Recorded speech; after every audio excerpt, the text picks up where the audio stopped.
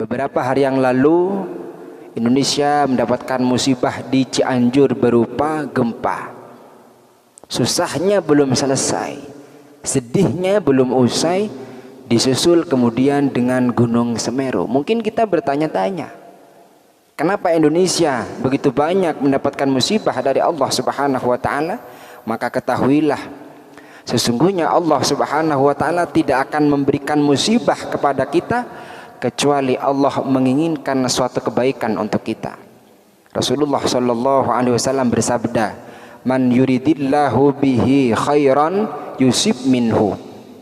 Barang siapa dikehendaki suatu kebaikan oleh Allah Subhanahu wa taala, maka Allah akan memberikan musibah kepada orang tersebut. Apa isi dari kebaikan ini? Isi dari kebaikan ini adalah, satu adalah berupa ampunan dosa. Yang kedua adalah berupa ditinggikan derajat, dan yang paling puncak adalah kita akan dimasukkan ke dalam surganya Allah Subhanahu wa taala.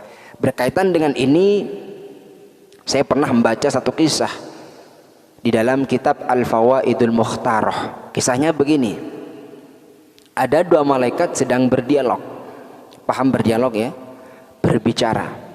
Yang satu malaikat berkata, "Saya turun ke dunia, diturunkan oleh Allah Subhanahu wa taala dari langit ke dunia karena saya dikasih tugas, tapi tugasnya ini aneh dan membingungkan." Kenapa saya katakan aneh dan membingungkan? Karena sekarang di dunia itu ada seorang kiai. Kiai ini setiap hari semangat ibadah kepada Allah Subhanahu wa taala.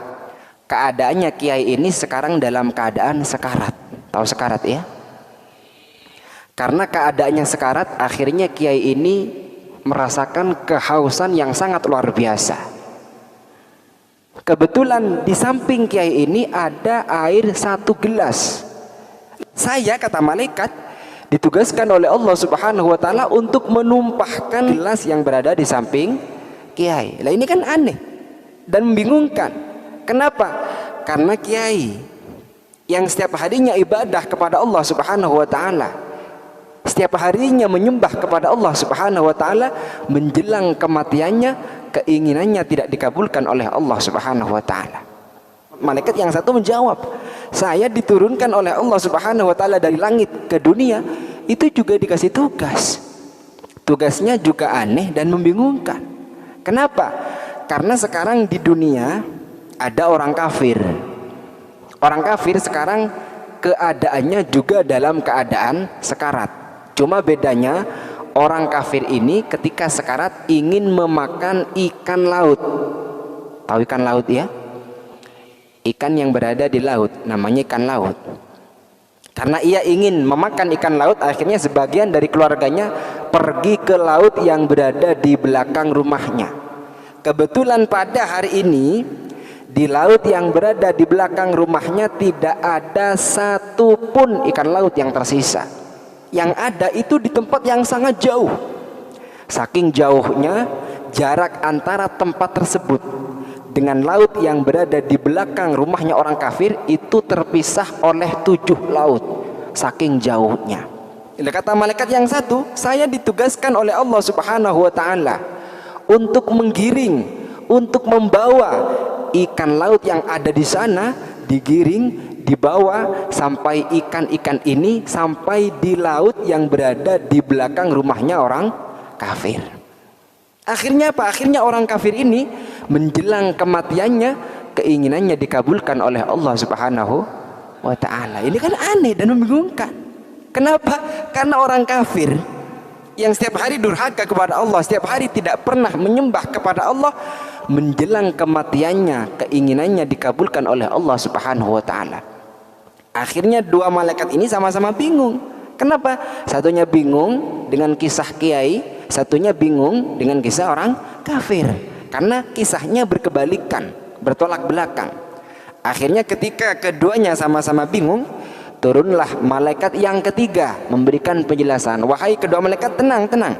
Kalian berdua tenang. Saya akan memberikan penjelasan tentang dua hal yang menyebabkan kalian berdua bingung." Akhirnya oleh malaikat yang ketiga ini dijelaskan. Adapun kisah sang kiai Kenapa menjelang kematiannya keinginannya tidak dikabulkan oleh Allah Subhanahu wa taala? Ternyata kiai ini dulu ketika masa hidupnya, ketika ia sehat, ia pernah melakukan satu maksiat kepada Allah Subhanahu wa taala. Akhirnya menjelang kematiannya ia disiksa oleh Allah Subhanahu wa taala dengan cara keinginannya tidak dikabulkan oleh Allah Subhanahu wa taala. Kenapa? Sebagai siksaan, sebagai balasan atas satu maksiat yang pernah dilakukan oleh kiai. Apa tujuannya? Tujuannya adalah supaya kiai ini meninggal dalam keadaan tidak membawa dosa sama sekali. Ketika kiai ini meninggal dalam keadaan tidak membawa dosa sama sekali, maka semua proses setelah kematiannya akan dilewati dengan gampang, dengan mudah, dan akhirnya kiai ini akan dimasukkan ke dalam surganya Allah Subhanahu wa taala. Semoga kita termasuk di dalamnya, amin Allahumma amin. Sebaliknya orang kafir ini kenapa menjelang kematiannya keinginannya dikabulkan oleh Allah Subhanahu wa taala? Karena ternyata semasa hidupnya orang kafir ini pernah melakukan satu kebaikan. Akhirnya apa? Akhirnya menjelang kematiannya keinginannya dikabulkan oleh Allah Subhanahu wa taala. Kenapa? Sebagai balasan atas satu kebaikan yang dilakukan oleh orang kafir. Apa tujuannya? Tujuannya supaya ia meninggal dalam keadaan tidak membawa kebaikan sama sekali. Kenapa? Karena sudah dibalas kebaikannya oleh Allah Subhanahu wa taala di dunia. Ketika orang kafir ini meninggal dalam keadaan tidak membawa kebaikan sama sekali, maka semua proses setelah kematiannya akan sengsara. Akhirnya apa? Akhirnya ia akan dimasukkan ke dalam nerakanya Allah Subhanahu wa taala. Semoga semua kita diselamatkan, amin Allahumma amin. Maka para sahabatku yang beriman, apa hikmah dari cerita ini? Hikmah dari cerita ini, orang mukmin, orang muslim kadang selalu dikasih cobaan oleh Allah Subhanahu wa taala. Apa tujuannya? Karena orang tersebut dikehendaki suatu kebaikan oleh Allah Subhanahu wa taala. Contoh satu kiai yang berada di dalam kisah, bahkan ketika ia menjelang kematiannya masih dikasih musibah oleh Allah Subhanahu wa taala. Apa tujuannya? Tujuannya supaya semua dosanya diampuni oleh Allah Subhanahu wa taala. Tujuannya supaya ia ditinggikan derajatnya oleh Allah Subhanahu wa taala, dan yang paling penting, yang paling puncak, tujuannya adalah supaya ia bisa masuk ke dalam surganya Allah Subhanahu wa taala. Semoga kita termasuk di dalamnya, amin Allahumma. Maka kalau kita dikasih musibah oleh Allah Subhanahu wa taala, maka mestinya kita bersyukur, kita senang. Kenapa? Karena di balik musibah itu, di balik cobaan itu, Allah merahasiakan sesuatu yang sangat istimewa untuk kita. Allah merahasiakan, Allah menyiapkan satu kebahagiaan untuk kita. Dan sebaliknya orang kafir atau orang muslim yang setiap harinya durhaka kepada Allah Subhanahu wa taala, itu kadang oleh Allah Subhanahu wa taala selalu diberi kebahagiaan.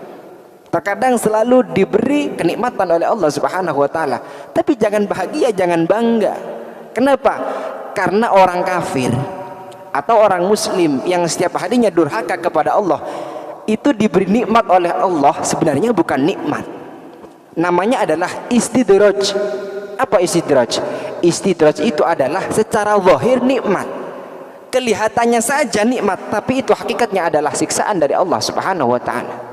Karena orang kafir atau orang muslim yang setiap harinya durhaka kepada Allah, kalau dikasih nikmat oleh Allah, kalau diberi nikmat oleh Allah, itu tujuannya adalah supaya mereka tambah larut di dalam kedurhakaannya kepada Allah Subhanahu wa taala, sehingga kelak ketika di dalam neraka ia akan selalu disiksa oleh Allah Subhanahu wa taala. Semoga kita semuanya diselamatkan, amin Allahumma amin.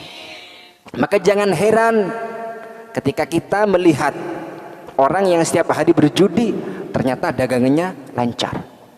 Jangan heran ketika kita bertemu dengan orang yang setiap hari durhaka kepada Allah, setiap hari maksiat kepada Allah, ternyata bisnisnya lancar, ternyata rizkinya lancar. Jangan heran, itu adalah istidraj secara zahir. Dipandang dari luar itu nikmat, tapi itu hakikatnya adalah siksaan dari Allah Subhanahu wa taala. Apa tujuannya? Tujuannya supaya mereka tambah suka di dalam maksiat kepada Allah Subhanahu wa taala. Semoga kita dijauhkan dari istidraj. Amin Allahumma